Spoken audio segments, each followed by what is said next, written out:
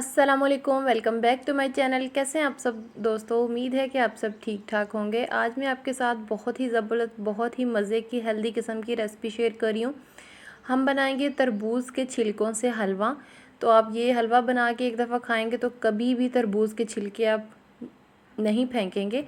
तो बहुत ही मज़े का और हेल्दी किस्म का बन के रेडी होता है। तरबूज़ के छिलकों में विटामिन सी और ए भरपूर मिकदार में पाया जाता है। ये स्किन के लिए भी बहुत अच्छा है और ब्लड प्रेशर वगैरह के लिए भी छिलके बहुत अच्छे हैं तरबूज़ के। तो चलें बनाना स्टार्ट करते हैं। बिस्मिल्लाहिर्रहमानिर्रहीम। सबसे पहले हमने तरबूज़ के जो छिलके हैं ना, ये जो ऊपर ग्रीन वाला पार्ट है वो हमने उतार देना है। बस वो जो ये अंदर वाइट वाला पार्ट है वो हमने रखना है। बस इस तरह सारे हमने ये जो ग्रीन वाले छिलके हैं ना वो ऊपर से उतार देने हैं। अगर ये इस तरह रेड रेड भी रह जाए तो कोई मसला नहीं है।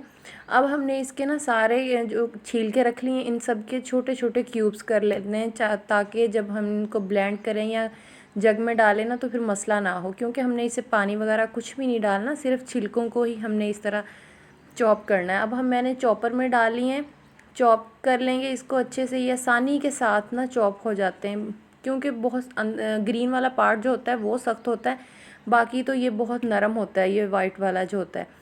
तो हमने इस तरह चॉप कर लेना है। चॉप करके हम अब रख लेंगे। यहाँ पे लिया हमने पैन। यहाँ मैं देसी घी में बना रही हूँ। अगर आपके देसी घी पसंद नहीं करते या नहीं है तो आप ऑयल में भी बना सकते हैं या नॉर्मल घी में भी बना सकते हैं। हमने 3 टेबलस्पून घी लिया है देसी, और 3 टेबलस्पून छान के हमने यहाँ पे बेसन का इस्तेमाल किया। बेसन को हमने तब तक भूनना है, लाइट ब्राउन सा हो जाएगा, हल्की सी इसमें खुशबू आना शुरू हो जाएगी, बस तब तक भूनना है। यहाँ आप इस तरह चॉपर में ही रखना चाहते हैं। चॉप की आवाज़ थोड़ा सा दरदरा सा होगा। मैंने इसको बाद में, बच्चे खाना नहीं ना पसंद करते, तो मैंने इसको ब्लेंडर जग में डाल के स्मूथ सा इसका पेस्ट बना लिया था। अगर आप थोड़े थोड़े इस तरह दरदरा सा रखना चाहते हैं तो सिर्फ चॉपर में ही कर लें।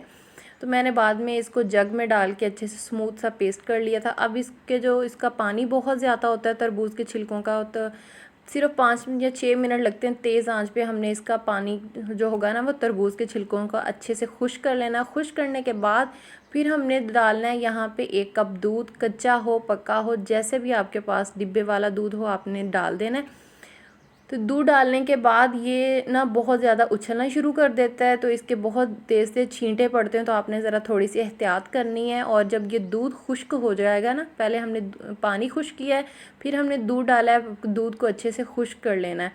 जी ये देखें दूध हमारा अच्छे से खुश्क हो चुका है। तो इस तरह थोड़ा सा ना सेपरेट होना शुरू हो जाता है। फिर हमने यहाँ पे आधा कप, सिर्फ आधा कप चीनी हमें एक ज़रूरत पड़ेगी। नॉर्मल है, ये मुनासिब है। जो कुछ ज़्यादा खाना पसंद करते हैं तो वो 2 टेबलस्पून या 1 टेबलस्पून अपनी मर्ज़ी से और डाल सकते हैं। अब पहले हमने तरबूज के छिलकों का पानी खुश्क किया, फिर हमने दूध खुश्क किया, अब हमने चीनी का जो पानी था वो खुश्क करके बस अब हमने इसको उतार लेना है। उतारने से पहले 2 टेबलस्पून हमने मज़ीद देसी घी ऊपर डालना है, ताकि इसका ना जो होती है चमक सी, बहुत टेस्ट भी अच्छा होता है, और ऑयल जो हमने घी डाल रहे हैं उससे चमक सी आ जाती है किसी भी हलवे में डालने से। इस तरह आप गार्निश करना चाहते हैं कर लें। मैंने इलायची पाउडर भी डाला था, वो मुझसे स्किप हो गया। तो इस तरह बादाम, जो भी आप नट्स वगैरह डालना चाहते हैं, नहीं भी डालना चाहते तो कोई मसला नहीं है, आप इस तरह डाल के ना सर्व कर सकते हैं। बहुत मज़े का लगता है, कोई भी नहीं पहचान पाता कि ये तरबूज के छिलकों का हलवा है। उम्मीद है दोस्तों कि आज की रेसिपी अगर पसंद आई हो तो लाइक शेयर सब्सक्राइब ज़रूर कीजिए।